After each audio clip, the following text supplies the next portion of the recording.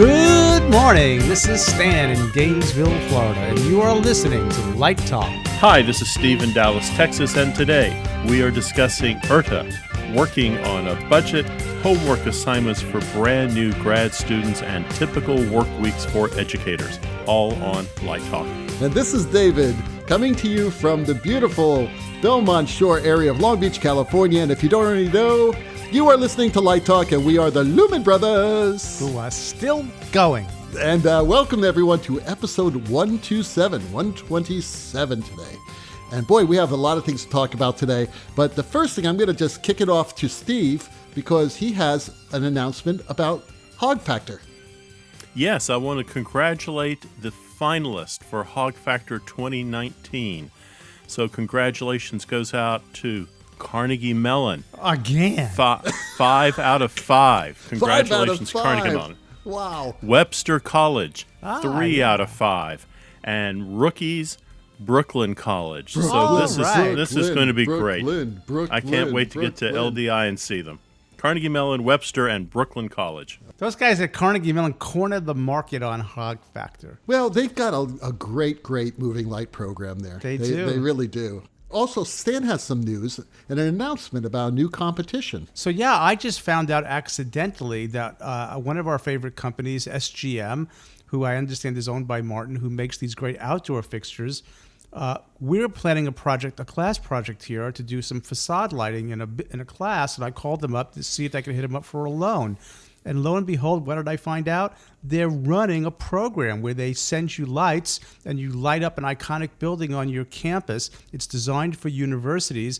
Take photos of it and put them at their booth at LDI next year and have professional people judge them. So how about that? So now we sort of have a Hog Factor for architectural lighting. So look at that. Can you use anything, any sort of fixture? Can you use video? No, so what they're doing is they are providing a package of 10 fixtures to the school, shipping it out, providing a wireless DMX thing. Your school's got to provide some cable and so on. And then so everybody's using the same package. That sounds great, man. Hey, before we start, there's something that we really need to clear up right now. For our listeners, who've listened to us for a while, back in episode 124, Stan tells this ridiculous story about Jay Herzog on top of a ladder. An uncommonly attractive man. He is an uncommonly attractive man. And after we heard this story about just ladder collapsing under him and Jay hanging on by one hand and the other hand fishing for his crescent wrench and throwing it down and having it bounce up again, Steve and I called Bupkis, basically. And Stan said, well, let's find out from the source. Well, and I said I might have been embellishing a little bit. I admitted that, memory is faulty. And we know that. It's true. But, all this brings to mind, Stan, every now and then when I tell a story, I just exaggerate just a little for flavor. Exactly. Just for flavor. Exactly. Add a little flavor to the story, right? Well, I've been telling the story for 25 years, so every year, time I tell it gets a little better. But Stan accuses me always. He always accuses me of anything in hyperbole. That's true. So That's true. I'm going to throw the gauntlet down right now, Stan, because either you or I are the king of hyperbole, right? So I'm the king of embellishment. Embellishment, okay. I'll take embellishment. But I still think we need to have some sort of a competition for the king of hyperbole or embellishment, however you want to say. Okay. So we'll be keeping score as we go on this season. And then at the end of the season, we'll announce the winner of who the king of exaggeration is, okay? Okay. So Steve has our first question of the day. I do. It's from Robert in Cleveland. And he says, I saw on your Light Talk Facebook site. We have a site? Yes. Okay. And on it, he saw that IRTA will be at LDI. And he wants to know, is this something new? Yeah. Yes, it is. IRTA, founded back in 1969 to promote education, has 43 member schools on the graduate level that recruit design students each year for their programs. Typically, the design students are recruited each winter, late January, early February in Chicago. Well, this year, IRTA decided to partner with LDI, and they have announced a pop-up site. And so this year, I think it's going to be on Sunday, November the 24th. IRTA will be hosting 21 member schools, and they will be having portfolio presentations in lighting and projection. So if you sign up, you can meet 21 schools. They'll be there to recruit people for their graduate programs. And as a little bonus, IRTA will give you a free floor pass. And on Saturday, the 23rd, there's going to be a real big event, marching around the show floor, meeting people, shaking hands, seeing new products. And then on Sunday, the 24th, there will be portfolio presentations, and you can audition for grad schools. So yes, it is new. It is something different, and I think it's going to be great. This is the greatest thing I've heard in a long time, let me tell you, because, it does three things. I mean, it's so fantastic. First of all, for the students, if you're tight on money and you want to go to LDI, but you have to choose between LDI and Chicago, you could say, hey, I'm not going to go to Chicago. I'm going to do the IRTA's LDI because all the good schools will be there. I can almost guarantee it. And then you get to go to LDI and don't have to give that up because you have to go to IRTA, right? The second thing is that at LDI, we have another type of portfolio review. Along with educators, you have a lot of professional designers looking at your work. And that is on Saturday. And it's right before, Stan? Right before the Light Talk live taping. That's right. That's right It's before all lined up. That's right. We're right behind that. So that would be a great opportunity. And you get to go to LDI and see all that and all these great programs. It's the biggest lighting classroom you'll ever be in. It's the greatest type of networking, right? So that's terrific. And then the third thing, and I just thought of this, is that now it gives educators from schools that really can't afford to send them to LDI a reason to send them to LDI. Oh, that's a good point. They will go to LDI now as well as Chicago because they're going to be recruiting in Chicago. So that would be good. So a lot of schools, they said, no, we're not going to support you going to LDI. Well, now they kind of have to, right? So I think that's a great thing. There's something else about the Saturday portfolio review that the clever student will figure out. I would definitely go to the portfolio review, and that's kind of the brainchild of Brackley Freyer at UNLV. I would go to that portfolio review and use that as kind of a warm-up for your IRTA interview the next day. Yeah, because people will look at your portfolio and they'll say, I wish you had put this in the beginning of it, or did you see this typo on your resume? You can go there and kind of see, how your portfolio is playing, and then you're ready the next day. Fix it up for the next day. It's like a dress rehearsal. Yeah, and that portfolio review is free. All you have to do is sign up. Go to events on LDI. LDI events page, you can scroll down and see it all.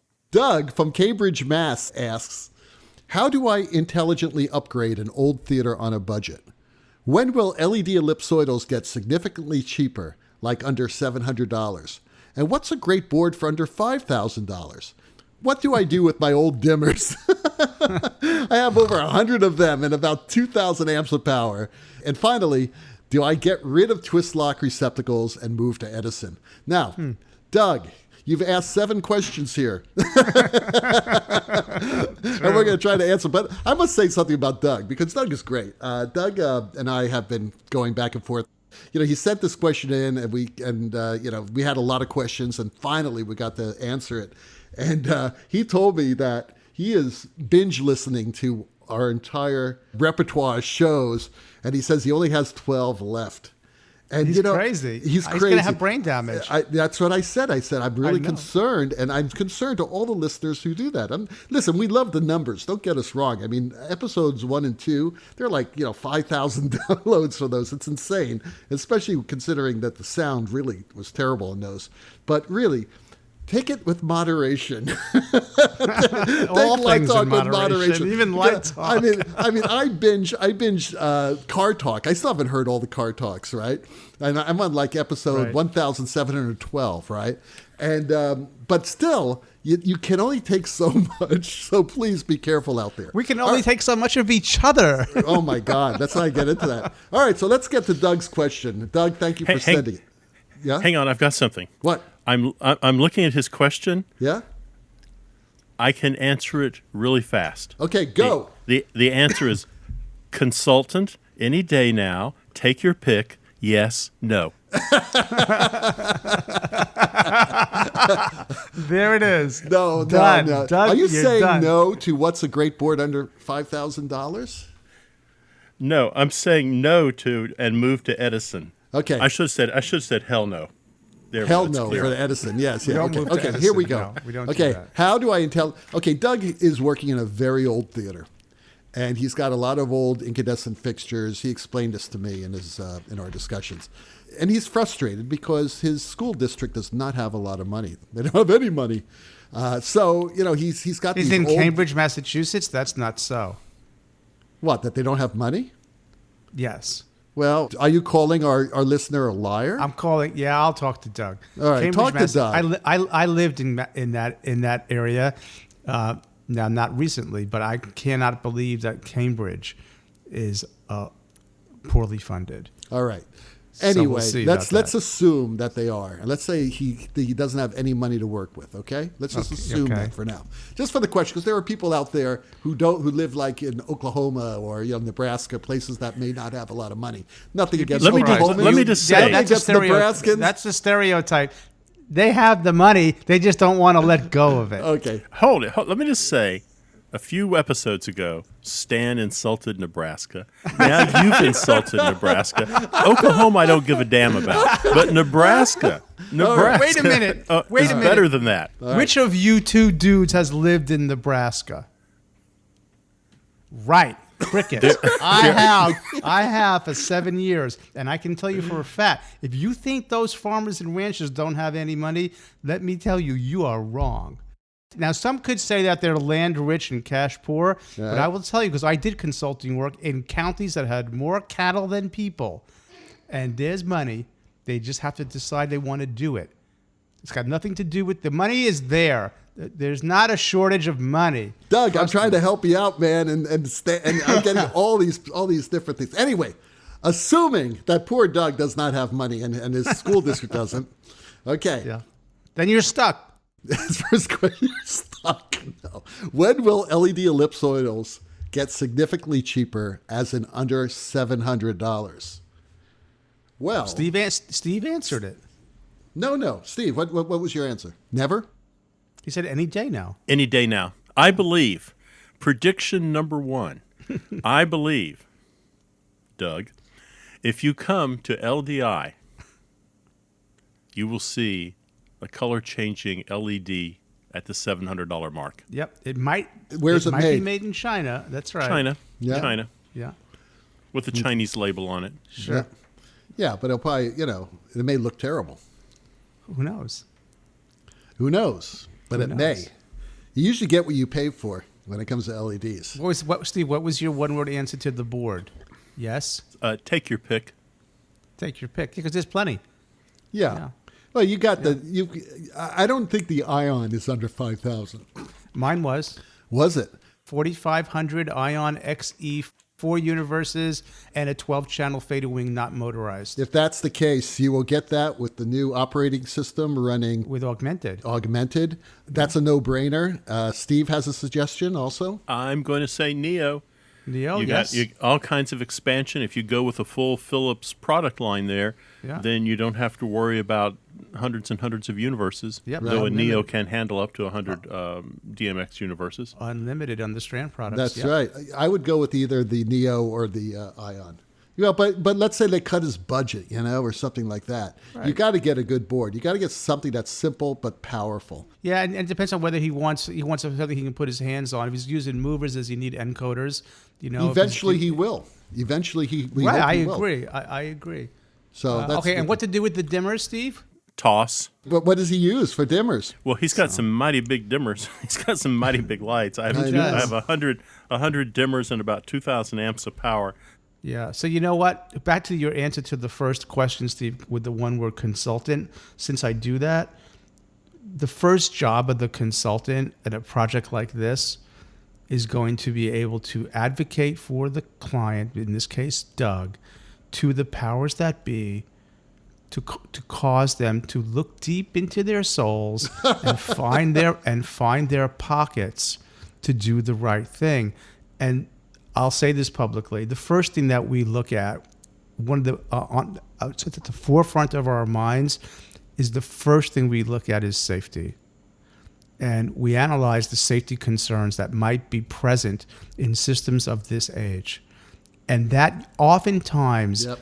gets the attention of the powers that be. And from a legal standpoint, once an organization is notified by an outside source with credentials about safety concerns, then that entity is obligated to act. If they don't act after they've been notified, That's right. They're liable. Then the negligence case Yep. becomes very, very Absolutely. clear. So he may think there is no money. My experience tells me, even in little towns in Nebraska, when the farmers said, Stan, we don't have any money here. We're just poor farmers. And Once okay, again, he's dissing Nebraska with that accent. no, I'm telling you from real my God. experience. Okay, I'm going to call it out even further.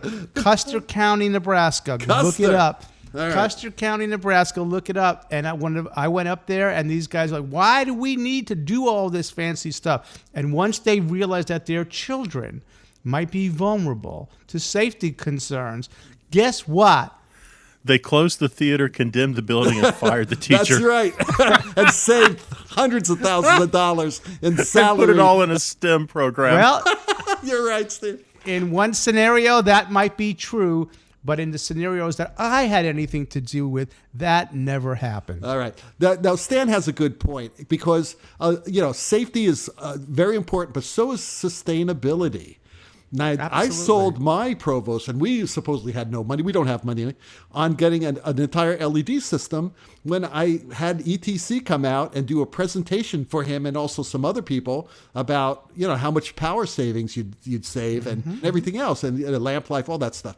You got to talk their language, and it's not only So again, money. it's about advocacy, Advocacy. and knowing the correct language and speaking diplomatically and respectfully and making points. And you'd be surprised how paradigms can be shifted when the right person is in the room.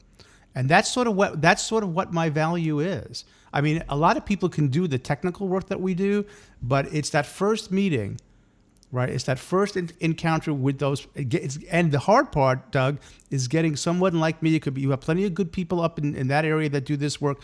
Is getting them in the room with the right people. If that's the hill you've got to climb, and then the other stuff is going to be that's an easier thing. It's the first part is the advocacy and building that relationship and making the points. But to answer your question about these dimmers, it sounds like you have no choice if you don't have that money.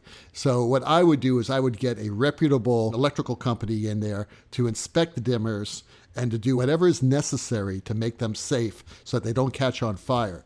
And finally, get rid of twist lock receptacles. I agree with Steve. Hell no. Okay, Stan has the next question. Rachel in the Netherlands asks, now that school has started, what is your first design homework assignment for the new grad students? I'm always looking for new teaching ideas. For my first class, I see it this way, because students come to me from different backgrounds, different teachers, different levels of exposure. So I feel like the first project, and maybe even the entire first semester, is what I call diagnostic. I'm trying to figure out what they know, what they don't know, how good they are, where their weaknesses are. It's like an examination in a sense. So before we get into the art stuff, which we do in a design studio class, but in my lighting class, I got to figure out if they can draft. Okay, so I'm going to get that out of the way as fast as possible so they get drafting projects so that I can see where their skill level is and how much work we're going to have to do on that. Because we got to hang their lights, and if they can't draft, we can't hang their lights. We can't even get to the art. It's sort of like the union exam. They're not looking at your art until they can see you can draft. Then if you can draft, okay, now we'll examine your art. So, but in that project, 2D is not adequate. So they've got to be competent in 3D drafting. So those are the projects that I do up front, is to see where the 3D drafting capabilities are and get them up to speed. So basically, they need to draft what I call USA standards. It's got to be good enough for a union exam. I want to get that done first, out of the way. I'm different. Once we accept our new graduate class at the maybe middle of May, I send them a whole assignment. So they come to the first day of class. I've given them a play, and they are to design scenery, lighting, and costumes for it. Full drafting packages, sketches, ground plans, plots, research, paperwork, everything. And so they come into class, and we spend 3 hours going through everyone's work, and it gives us a chance to hear them, see how they think, how they approach a project. So they come in with a full design package on the first day of class. I got the idea from law school. If you go to law school, quite often some of the more aggressive schools will give you a massive assignment. So when you walk into class first day, you have to have homework and things ready to go, and you just move. You move fast. So that's what I do. You are listening to Light Talk with the Lumen Brothers, and Light Talk is sponsored by... A public service announcement from no more 10 out of 12s. How many times have you turned to a colleague at a production meeting and said, "Hey, your design really sucks"? You know what's coming next, that awkward silence. But sometimes you just have to say, "Hey, your design really sucks." For those times, you need to focus on tone and emphasis. Depending on the inflection, it can mean anything from "that's not so bad." It could even carry an undertone of "I'm sorry." For example, if I said, "Hey, your design really sucks," that could mean I feel sorry for you. The design is just not working yet. There's a little bit of hope added in there. But if I said, "Hey, your design really sucks," well, that's different, isn't it? That means your design is very bad, really quite dreadful. I'm embarrassed for you. Well, you get the point. The question is then, how can we express our disappointment without offending? I think you already know the answer, my friend. Just say it with a British accent. Face it, everything the British say sounds better. That's the British true. always sound as if they're having a great day. They have a wonderful sense of the world experience, the knowledge, both of fashion and culture. They just bring a lot to the table. The British always sound hip, sophisticated, never crude or vulgar. The British can actually insult the average American, and he will then thank them, shake their hand, and buy them a pint at the same time. It's really quite sad. While there is no specific British slang for "that sucks," here are a few phrases you might want to try. Extra points if you can pull off the accent without sounding like a Muppet. Number 1. Your design, while well executed, seems a tad bit unfortunate. Gentle letdown and offering hope. Number 2. Your design suggests you're a hard-working plonker. That would be a polite way of calling you stupid. Finally, number 3. Your design is nothing but rubbish. Well, yes, that is a bit harsh, but it does capture the spirit of, "Hey, your design sucks," without any ambiguity. This works especially well on American college campuses. Each of those can also be said with a Cockney accent to heighten your true disgust for the design. Well, cheers. This has been a public service announcement from no more 10 out of 12s. Well, there you go. Very funny, The Brits very always funny, have a way Steve. of making things sound better than they really are. Well, rubbish. Who uses the word rubbish? That's good. If you don't want to offend someone, you can always say, and I don't use this on students, I always use it on colleagues. If I really did not like the show, I would say, "Well, how did you like the show?" It was interesting. Interesting. Yeah, You know, that's I mean, always, interesting. Is Actually, what I have another one. It's like, if you know the person that worked before, you say, "Oh, you've done it again." Oops, you've done it again. You've done it again, John. Well, you've done it again. And now, back to Light Talk. Well, the sound of those ducks. Damn it. When are they getting out of the studio? That means that it is time for our infamous segment, Let's Talk About.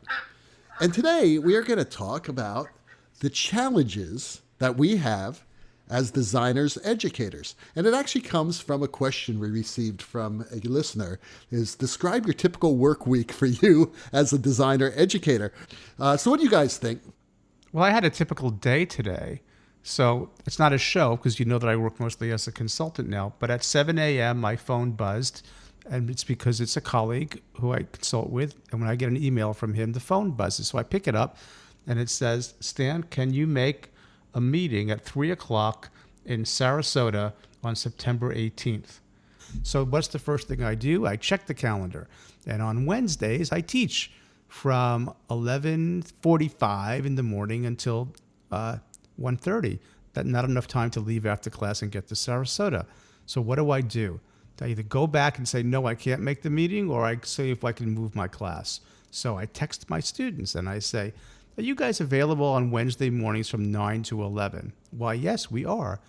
Would you mind if we just moved class on one day on the 18th to those 2 hours so I can go to this meeting in Sarasota? And they wrote back and said yes. Fortunately, that class only has 2 students. They're graduate students, and the university supports that flexibility so that we can stay engaged in our profession.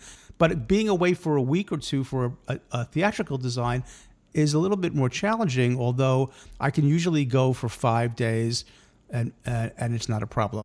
We've all been doing this for a long time, and I've taught at 3 universities, and I've know other colleagues who've taught at many other universities, and it is unfortunately extremely rare for you to be able to swing this. Stan has a very understanding administration, but it is a battle most of the time for you to get the time to actually do your research. And when I say research, I mean do your work. And they have all these milestones that you have to hit to get promoted, actually to get retained, and then get promoted and tenured. And a lot of it has to do with creative activities outside the school, but many administrations say one thing out of one side of their mouth and out of the other, they penalize you. And all of a sudden you start getting all these reports in your file about, well, so-and-so has been gone and did 2 shows or whatever. Listen, it's a balance. It really is. You do have responsibilities to your students. And one thing I wanted to mention, because Stan mentioned it a few weeks ago, about Gilbert. When he went out and did shows, he took his students with him. He made no money. I doubt seriously after spending all this money on his students, but he felt that the classroom was also a traveling classroom.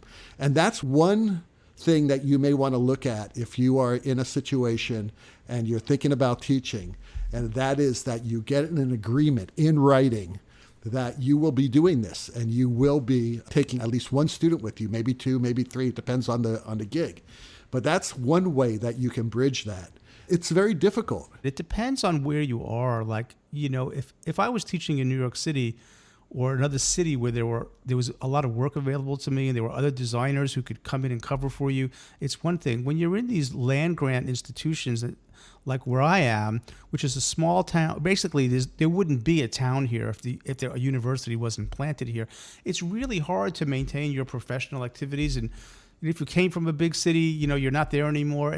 So the university should step up in some way to provide the support for you. And I had a director who wanted to do that for me. He was, you get some work and you go away, I'll get you covered. But the reality is he can't. Who's he going to call? There's just like 3 light designers in this it's easy whole for town. me. I can get Ann Militello to come in. I can get Neil Right. Giampoulos. I've got all these great teachers around me in L.A. You're right. When you're in a small town, it's more difficult. But still, you need to be able to do it. And then you hear the sort of thing, well, you could do it in the summer, or you could do it. No, there aren't that many summer gigs to do it in. And there's this other thing that I hear colleagues who are not in design say when they critique an up-and-coming younger faculty and say, well, you need to go get more theater work. You need to go get more design work. And it's like, you don't seem to understand. I can't make a decision that I'm going to go get more work. As David has said many times, and Steve too, you get hired by directors. Directors bring you into the process. And if I'm isolated in Podunk, Florida, and I'm not meeting directors, how is that going to happen? Move to Nebraska. Yeah, well, you know what's funny? When I moved to Nebraska, I had a standing gig in New York, up in Albany, a big outdoor theater. We were the 2nd largest outdoor theater in New York State, second to the public in Central Park. And I had that gig. And the first 2 years in Nebraska, I went back. And after that, I was stuck in Nebraska. So that gig, they hired somebody who was closer. So it's sort of like it's not so easy to maintain your contacts when you make that decision. And unless the university commits, like David is saying, ways in which to support that activity. And it's even difficult for my directing colleagues. They want to go direct a show somewhere. They're going to be gone for 3 weeks, 4 weeks. It's more difficult, maybe. Yeah. More how than are they that, going 6 to? weeks. Usually a director's gig is 6 weeks, yeah. Right. Now we do have a couple of actors who are working actors, and they get fantastic roles. But there are other acting teachers who can step into their teaching role. There's no one to step into mine. Well, I think what you want to do is you want to structure your week so that you can address some of the issues these guys are talking about. For example, I teach two different schedules, one in the fall, one in the spring. In the fall, I teach Tuesday through Friday morning. So after 12 o'clock on Friday, I'm free. So that allows me time to fly out of town. Lighting designers, work in a different way, perhaps, than set designers do, or certainly directors do. So I can get out of town on Friday. I can be out of town Saturday and Sunday. Mondays are always administrative days for me. So on Mondays, fall and spring semester, those are administrative business days. So I could potentially be out of town and fly back in on a red eye back on Monday night. But I try to balance my time so I've got time away from the university. In fact, if you're going to teach, the university, I think, is obligated to provide you an opportunity to be able to successfully complete the tenure process. So for a tenure process, most schools, look at PhDs and they say you need to be publishing. Well, if they look at MFAs, they want you working in the profession. And quite often they won't accept work inside town. They want you out someplace. So I think that is a question you bring to the department chair and the dean when you're considering teaching at that school. Yep. I say take it higher. I say you write it in your contract. That's what I did. Well, of course it's written in the contract, but you have to say what is expected of me. And if the dean says, I expect you to do a show in New York City every year for the next 4 years, it can be off-Broadway or off-Broadway, but that's what I expect of you, then you have an obligation to look back at that dean and say, okay, that's going to take about 4 weeks of my life. How are you going to make that available to me? And if they say, well, you can do it over the summer, well, maybe you can, maybe you can't, because opportunities come at inconvenient times. You just have to get it all in writing and an understanding what's expected of you and how the university is going to support you. I looked at a tenure file recently, and this person was taught 6 classes in the fall.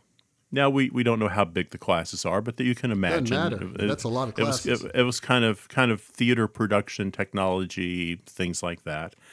But that's 6 classes. And then in the spring, this person taught 5.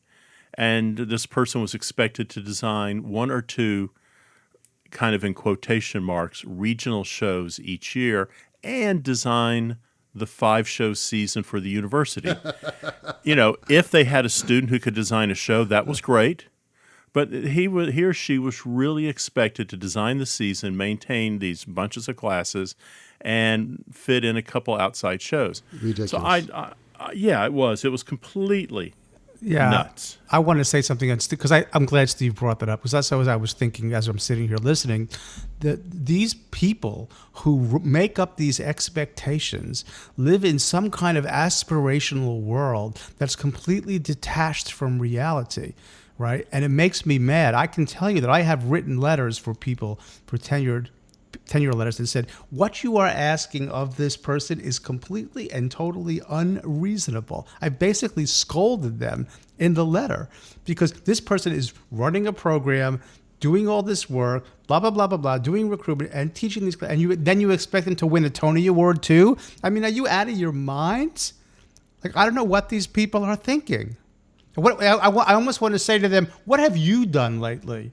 The problem is that the institution is not doing their homework.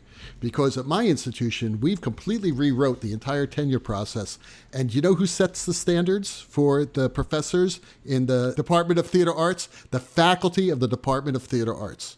I'm on that committee. I know what people can do and what they can't do. And that is what is the primary consideration. So all that needs to be written down, right? I mean, what do you expect? Is it regional theaters? It's how many shows? Do Right, school shows apply? All this stuff. And then it's up to the professor. Unfortunately, it's up to the professor to make sure that the university and the dean and the chair give that professor that time to do it. If not, don't join that faculty. Do not. I'm telling you, do not go to that school. If they're not willing to agree to do this, you are setting yourself up for frustration and failure, because chances are it's not going to change. I think one of the places you could look, I have limited experience with this, so I'm looking at the engineering program at LSU, and I'm looking at the Cox School of Business on the SMU campus, both campuses I've taught on. At LSU, when I was there, the engineering school allowed engineers to have up to 7 weeks off a year doing pure research.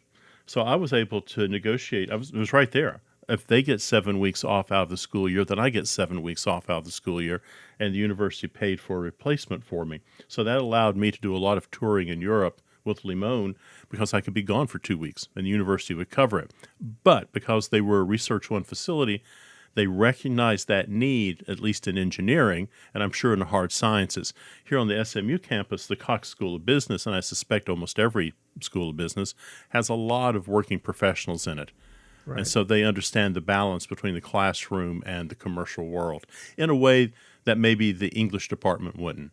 I suspect the archaeology department understands the importance of research off campus. But the bottom line is it is a balance. You can't expect to be able to do 7 professional shows a semester and be able to teach. This has happened in the past at some very, very prominent schools. And I'm not going to mention the names, but the students were up in arms. And you know something? I don't blame them. Because the mentor needs to see the student's work. And if you're gone so much that you can't see a student's work, then that is a problem. So it's a balance. And it's got to be a fair balance. And that's why we wrote our tenure documents the way they are. So, it's quite clear that who that substitute is going to be. I can't hire someone who hasn't been a career person to come teach my lighting class. No, they have to be at least where I'm at. So Steve has our last question. Yes, we have a question from Agnes in South Carolina. And she says, how do you cue without actors on stage? Well, 2 ways, 2 simple things. You can do a little cueing in your previs world and start looking at it in that way. But I think, specifically what you're saying is I'm in the theater by myself, and what do I do? What I do is I have a few mannequins. I think we have 7 mannequins, and we have enough for 2 cueing events to be going on at the same time. Just plop your mannequins on stage. It's not perfect, but it gives you something to look at so you're not just staring at the floor. Yep, totally agree. I tell my students when they're lighting the floor, if they ever do that, I said, what are you lighting? How can you do this? I can't do it. I can't imagine with the lights hitting a 3-dimensional person. No. And that's the most important thing you're lighting is the person. Agreed. Well, that Hammond organ solo tells us that once again you've spent another morning listening to Light Talk. Check out our website on lighttalk.org for future guests, and be sure to follow us on our Facebook group and subscribe to our podcast on iTunes. That way you will not miss a second of Light Talk fun. No guarantee is offered regarding the accuracy of any statements or opinions made on this podcast. And just remember, if you decide to go down the rabbit hole of litigation, our law firm of Fleck, Flock, Flare, and Glare and their paralegal snoot will defend us until our retirement funds are depleted. Light Talk is written and produced by the Lumen Brothers, coming to you from Long Beach, Gainesville, and the Lone Star State. And tune in next week when we discuss working internationally, dealing with language barriers, traveling the easy way, what to do when things go south, and how to stay out of prison. All of that and a new sponsor, Light Talk, broadcasting questionable Lumen knowledge and humor around the world. So we'll see you all next Saturday morning. Bye-bye from Light Talk. Sayonara.